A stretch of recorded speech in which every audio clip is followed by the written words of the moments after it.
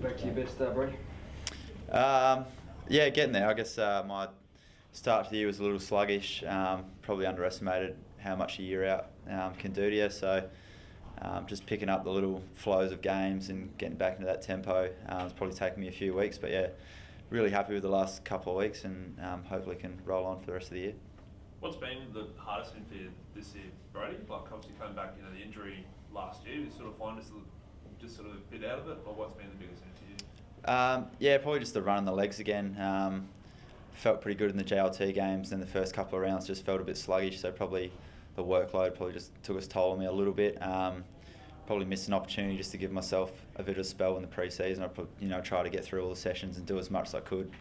So probably just a bit sluggish in the first couple of weeks, but the last few feel like I'm running out games really well and able to play the game time I want to play. So that's up and going again, and just being able to read the play and communicate to the backs and that sort of thing about what's happening in the game and getting back to 100% in that area. Have you adjusted your training loads in the last couple of weeks or something like that? Not really. I've had the HPT staff are all over it, so they're really good with pulling you out of drills or just giving you a little breather here and there. So, but with our training stuff, it's been pretty. We've had some 6-day breaks and things like that, so that's been able to freshen us up. Is it pretty hard to go easy in pre-season, given you've come off a year without playing? Was it over eager almost? Yeah, I think so. Yeah, it was pretty hard to. As I said, I wanted to do everything. I wanted to get as much run in my legs as I possibly could, because I wasn't sure how this year would go after missing a year. So in hindsight, it's probably just maybe a drill here or there that I could have just sat out of. But I'm feeling really good now, so I'm hopefully for the rest of the year it just flows on nicely. No, you get back to something different. Has it changed last week or two? Changed too much without Seed and Miller are there? How's that sort of affected things now?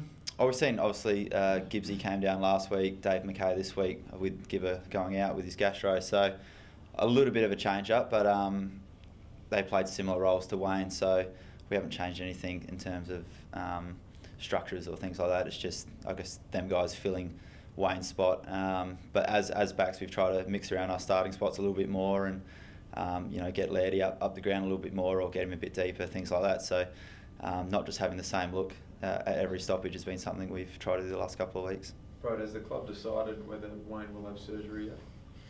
As far as I know, he's tracking pretty well without it, so just trying to get him moving that shoulder again. So I'm obviously not a doctor, but from what I've seen, they're just trying a few things, and it looks like he's going to avoid surgery, which is great for him. Right, we'll sort of confirm that later on. Yep.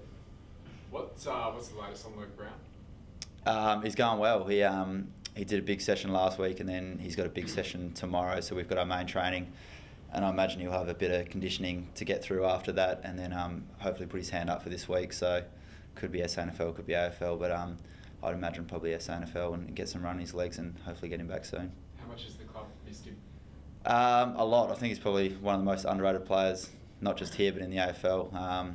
I know down back we've really missed him, especially guys like Lady and myself. When a dangerous small forward comes down, we like to hand him over to Brownie. So it'd be great to get him back, and we've definitely missed him. He really structures up well in our back six. Are you heartened by how well the last couple of weeks have gone? You've 6 of your best 22 on the sidelines again. You've covered it pretty well, haven't you? Yeah, I think it's sort of been a bit forgotten that we are missing some real quality guys. And then to be able to play the way we've played the last couple of weeks without those guys in the side. So, it's been that basic focus of just contested footy and trying to get the ball forward. So that's helped as well. We've just really narrowed down our focus. But when you look at some of the quality on the sideline that's going to come back, hopefully in the next couple of weeks, it's pretty exciting. Well, whose spot was Brown take?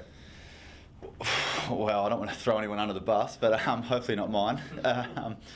But it could be a bit of a juggling act, myself, Gibbsy, Dave McKay, we can all play through wings, so it could be a bit of a rotation role, and Jake Kelly played through the wing last year as well, so it could be, maybe 8 of us roll through wing, halfback. So match committee are going to have a few headaches the next few weeks. What was it like having Grice there in defence when he played the week before last? Really good. We spoke about how he went back to the SANFL, and his ball movement probably wasn't up to scratch with he's a quality user, and he was coming to the side, go to half-back and use the ball really well. So he did exactly what we wanted for him, and then really disappointing that he got the runs and couldn't go again this week. So yeah, he's fit this week. So hopefully he comes back in and slots on halfback nicely again. From a team perspective, Brodie, I know it's only 2 wins, but do you guys feel like you've turned the corner a little bit? There's definitely a better feel around the place. We sort of left the Kangaroos game a bit confused as to what was going on. We tried a few things. We went quick, we went slow, and it wasn't really working. And then we sort of been able to find that balance the last couple of weeks of ball movement. And like I said, we've just gone back to contest. We win the contest first, and then we know we've got the talent to make it work after that. So we feel like our attacking stuff just comes naturally off focusing on the contest and getting it done one-on-one. With that confusion, did that sort of lead to some honest conversations in the couple of days after to sort of sort out so everyone's on the same page as to what you wanted to achieve? Yeah, definitely. We broke up into our lines, backs, forwards, mids, and sort of just sat down and tried to nut out what was going on, and gave ourselves a few points to be accountable to, and a lot of that was around contest, and took it back to the group and try to keep ourselves accountable, and we've done that the last 2 weeks and it's worked. So we'll just continue to keep that focus really simple of contest, getting it done one-on-one, and then the attack flows from there. The Dockers crept up on the competition this year?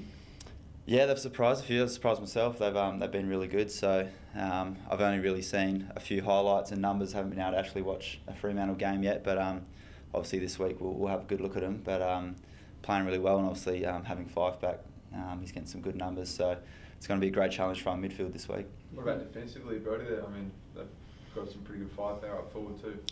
Yeah, some bigs down there, Taberner and those boys, McCarthy. Matera kicked 5 last week, so good job for us medium defenders as well. So they're doing a lot of things right by all reports. So yeah, I haven't had a good look at them yet, but we're going to have to be up for it this week.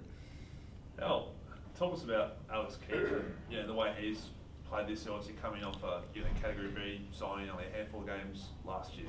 He's just playing some sensational football with his marking back there. Yeah, he's been awesome.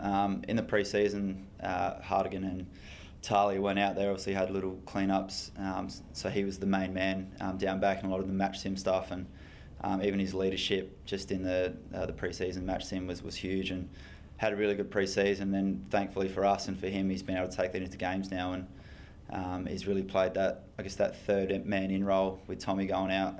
He's been huge, so he just gets better and better each week, so if he can continue like that, it's going to be great for us.